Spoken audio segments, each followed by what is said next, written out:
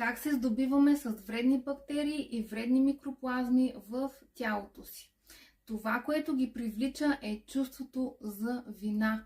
Ако имаме неосъзнато и неотработено чувство за вина, ние правим една плодородна почва, първо на енергийно ниво, подаваме сигнал към вредни бактерии и микроплазми, че при нас е добра среда за развитие.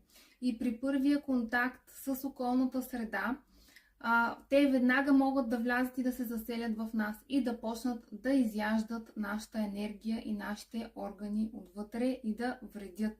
Така че ако искаш да се освободиш не само от вредни бактерии, но и от вредни отношения и ситуации, които се привличат в живота заради чувството на вина, ела да го отработим на подсъзнателно ниво и да започнеш да живееш в една лекота.